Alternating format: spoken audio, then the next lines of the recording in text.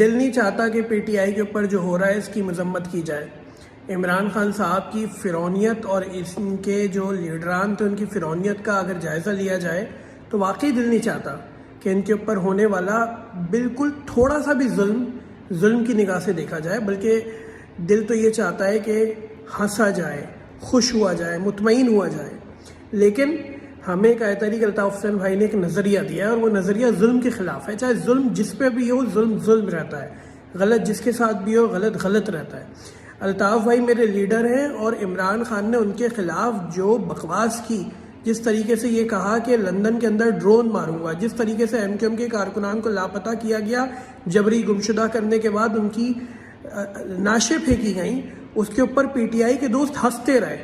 واقعی دل نہیں چاہتا کہ عمران خان کے ساتھ جو ہو رہا ہے اس کے اوپر تھوڑی سی بھی ہمدردی کی جائے۔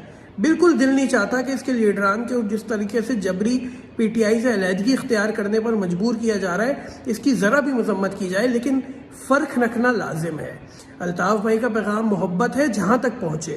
الطاف بھائی کا نظریہ تنگ نظر نہیں ہے، الطاف بھائی کا نظریہ جانبدار نہیں ہے۔ الطاف بھائی عمران خان کے اوپر ہونے والی زیادتیوں کے بھی خلاف بولیں گے۔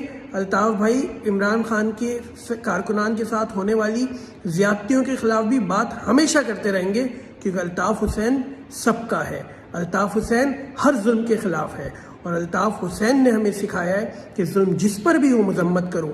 یہ نہ دیکھو کہ یہ شخص ہمارا دشمن ہے، دوست ہے، اگر اس کے ساتھ غلط ہوا ہے تو غلط کے خلاف آواز بنو۔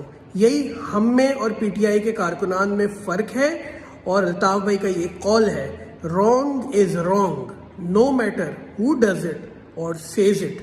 امید ہے پاکستان تحریک انصاف کے کارکنان میچور ہو کے ابھریں گے۔